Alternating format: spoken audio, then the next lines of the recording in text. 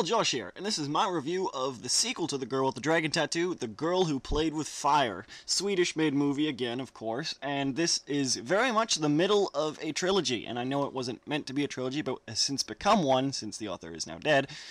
Maybe that's in poor taste, but anyway, I have kind of mixed thoughts about this movie. I made no qualms about saying that I really enjoyed the previous movie despite its incredibly graphic and borderline offensive nature, but at the same time, this one, while toning down a lot of that, loses a lot of the point, I think. The first one was very insulated, benefited from a great setting, and really great chemistry between the leads. In this movie, the leads are barely ever share the same screen time. The plot is really kind of muddled, and the setting is, while at times nice and picturesque, not really that great. It takes place a lot in urban areas, and there's a lot of great urban shots, particularly during the nighttime scenes, but overall, I didn't really love this movie quite as much, I gotta say. To start off the story, basically, Lisbeth is accused of murder. And I won't go into any further than that, other than that Blomkvist wants to, obviously, prove them wrong and say, oh, Lisbeth is innocent, I know she wouldn't do this. So, a whole mystery begins on this of who did this and why are they trying to frame Lisbeth, and so on and so on. So, overall, though, I think the story is a lot less focused, despite this cool premise, admittedly. There's so many sub-characters, a lot of them that would have been introduced in the first movie, speaking from the perspective of someone who's read the book, but never were, so just kind of show up out of nowhere, or at times are made out of just simple references from the first movie. Like this guy, oh hey, I remember him, that one line that he was alluded to previously. And there's a lot of sub-characters that, while some of them are good, Roberto strikes me as a particularly great sub-character in this movie. It just doesn't really click as much. It's not as focused, it feels a lot more unfocused, particularly because the story, I don't know if this is a problem of the source material or not, I have yet to read the second book, but it just seems like there's so much going on. It seems like they've really tried to pack a lot into this story, so much of it's just exposition, and events going from one thing to another really fast. And you know what, normally I think that brevity would actually benefit something, but in the case of a mystery, particularly one that is following in the vein of its predecessor, The Girl with the Dragon Tattoo, was very slow-paced and methodical, I just don't think it works all that well. It's appropriate that it's coming out in the summer, though, because it feels more like a summer movie. There's not as much thought put into it, or you don't need to put as much thought into it. It's slightly better produced. I don't know. Yes, and that's another thing. It is slightly better produced, although I much prefer the look of the first film. Oddly, I was researching this, and apparently these latter two movies were meant as a Swedish miniseries and on TV, and they're kind of edited back into movies with new scenes added in to make it all cohesive and whatnot. And you know what? It kind of feels like that. It kind of feels like that.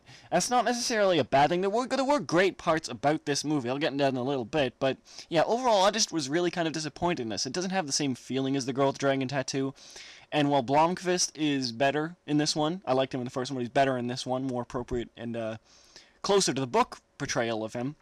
Elizabeth just seems like a caricature. And particularly, she's like, oh, I hate men who hate women. And you know what? I agree. Men who hate women are assholes. And incredibly sexist. But it's just played to a ridiculous extreme here that I really can't accept all that much. And it just seems like she's kind of walking through it. What a performance I found in the first film really great is merely just reduced to interesting here. On the other hand, the story does delve a lot into Lisbeth's past, which is very interesting. And as well, Blomkvist does get a lot more screen time to do things at Millennium, which I thought was one of the very cool parts that the first book did have in it that was missing from the first movie, appropriately so. It made the movie wouldn't have flowed well with them, but it's nice to see their inclusion here. Otherwise, like I said, the characters, a little hit or miss. There's some great side characters, particularly Blomkvist's on-again, off-again girlfriend, whose name is escaping me at the moment, who we barely see in the first movie, but gets a lot more to do here. Good actress, good subplot, think they could play it up in the sequel quite nicely.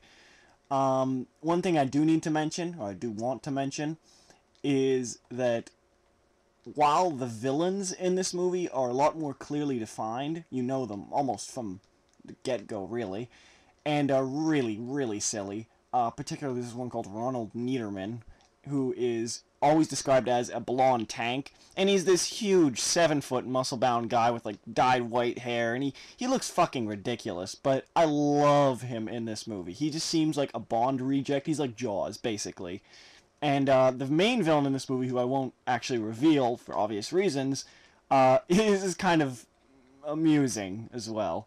And they make great villains, don't get me wrong. When they're on screen, the movie works. Because although it doesn't work to the same academic level as The Girl with the Dragon Tattoo, it is a lot of fun to watch because of them. So it's not a total loss. This movie is worth seeing if you like The Girl with the Dragon Tattoo. It's necessary viewing if you want to finish the trilogy.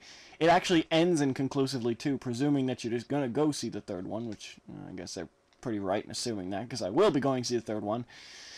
At any rate, it, like I said, just feels messy, incoherent at times. There's a few logical leaps that I don't know how the fuck they made. Overall, it's not bad. I need to mention, too, the sound.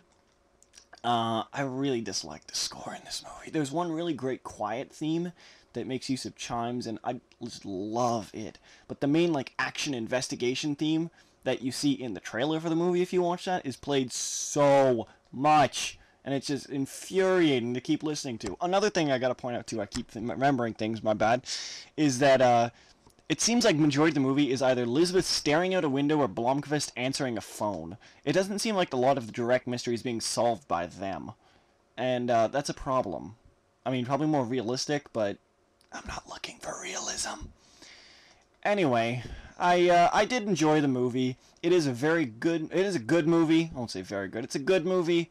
And it's certainly better than a lot of mysteries you might watch otherwise, but it does definitely show signs of lack of effort put into it, and it could have been a lot better. Here's hoping that The Girl with the Dragon Tattoo fixes a lot of these problems. If it does, then I think it could redeem this movie. Even you could see them as one full experience, just, you know, a full bridge, right? But overall, what can I say? I didn't love the movie. I didn't hate the movie. I've seen worse. If you like The Girl with the Dragon Tattoo, go see it.